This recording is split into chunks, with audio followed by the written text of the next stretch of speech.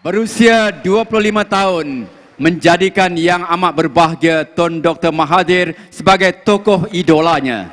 Jejaka Malaysia ini menjulang harapan untuk terus mengibarkan jalur gemilang di malam kemuncak pertandingan akhir PABM 2011 di PICC. Tajuk pidatonya, Bangsa Berilmu, Bangsa Bertamadun.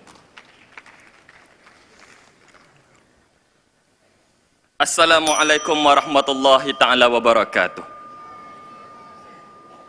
Firman-firman Tuhan yang menggetar jiwa dalam kitab paling mulia. Santun bahasa Pali yang menggubah Tripitaka bacaan setiap penganut Buddha. Atau helai-helai Veda yang dialun jadi lagu oleh pengamal ajaran Hindu. Juga baris Injil yang cekal dihayati oleh penuntut ajaran Trinity. Semuanya membawa dogma yang sama. Ilmu wajib diteroka. Hatta seawal Nabi Adam mula diciptakan, penerokaan ilmu dan pembinaan tamadun sudah pun bermula.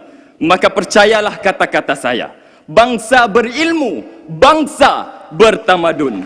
Terima kasih saudara pengurusi Kombinasi Hakim, Div-Div jemputan seluruh hadirin dan hadirat, para pejuang dan pencinta negara bangsa sekalian. Saudara dan saudari sekalian, saya tujukan pidato ini buat ibu yang tercinta di desa, wanita yang paling cekal dan wanita yang paling saya cinta. Saudara dan saudari sekalian, Profesor Yusuf Dr. Said Akhtar dalam makalahnya The Islamic Concept of Knowledge telah mendefinisikan ilmu sebagai teori, praktikaliti dan proses pendidikan tanpa henti. Tamadun adalah civilization yang diambil daripada perkataan Latin, civilis, yang membawa maksud warga negara yang berpadu dalam kerangka politik, sosial, ekonomi dan institusi agama untuk menjadi negara maju dalam setiap penjuru.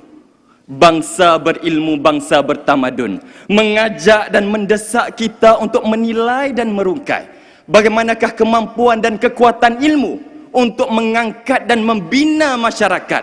Yang pertama dimulakan dengan pembinaan individu, masyarakat, kemudian barulah negara secara keseluruhannya.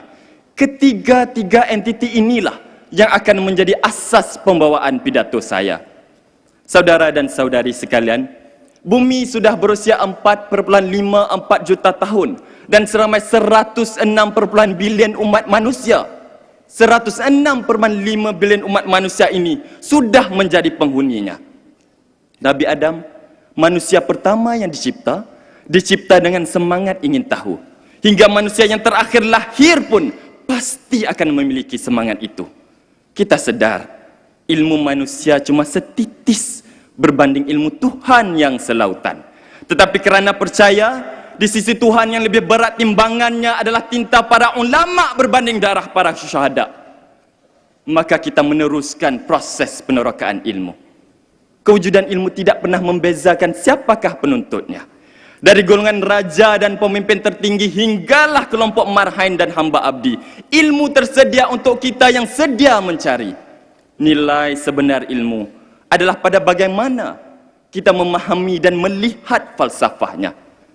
Saudara dan saudari, mungkin anda tidak percaya, 40 kali Ibnu Sina mengulang baca kitab Metafizika karya Aristotle sebanyak 14 buku dan 13 bahagian. Gaius Plinius Secundus menghabiskan 2/3 dari usianya semata-mata untuk menuntut ilmu. Bahkan Imam Asy-Syafi'i pernah terpaksa menggunakan pelepah kurma hanya untuk menulis, tetapi terpaksa, dan beliau berjaya menghasilkan 174 kitab sepanjang riwayatnya.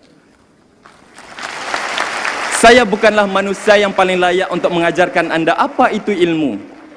Tetapi inilah gambaran kegigihan tokoh-tokoh terdahulu dalam proses menuntut ilmu. Hari ini berbeza. Kita begitu berbangga dengan segulung ijazah, kononnya itulah lambang orang berilmu dan berhikmah. Ramai di kalangan kita yang tahu membaca, tetapi tidak mengenal huruf. Ramai yang tahu mengira, tapi tidak mengenal angka. Dan ramai yang mengaku tahu menulis, tetapi tidak pernah ideanya kritis. Kita belajar semata-mata untuk mengaplikasikannya. bukan kerana kecintaan kita terhadap ilmu.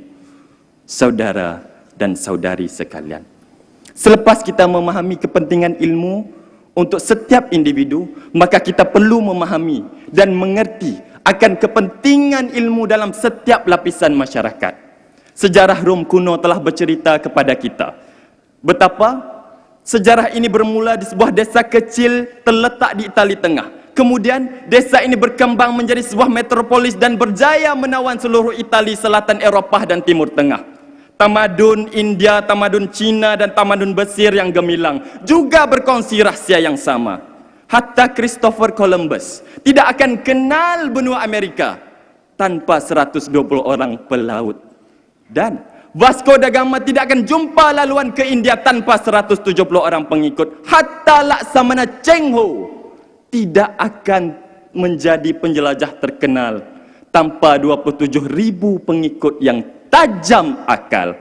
Saudara dan saudari sekalian, percayalah betapa hari ini kita perlu sedar kepentingan ilmu yang perlu ada dalam diri setiap daripada kita. Sebab itulah Jepun tidak pernah malu untuk melaksanakan sistem pendidikan Hanko dan Terakoya, untuk meneruskan sistem tulisan kanji dan katakana. Kita sebagai warga Malaysia juga perlu yakin dan berbangga betapa bahasa Melayu mampu menjadi bahasa dunia.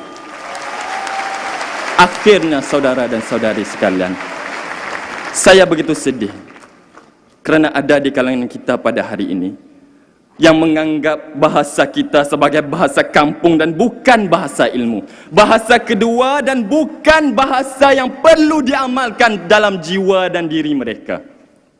Lantas perkara ini dipandang sebelah mata, ditertawa dan akhirnya dihina, diperkosa oleh kita semua.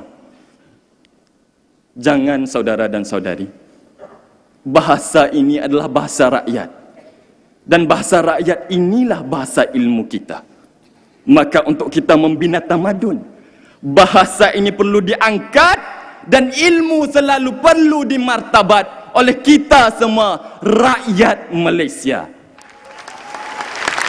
Akhir kata, saya ingin anda renung satu perkara. Betapa membina tamadun tidak sesingkat hujan menjadi awan.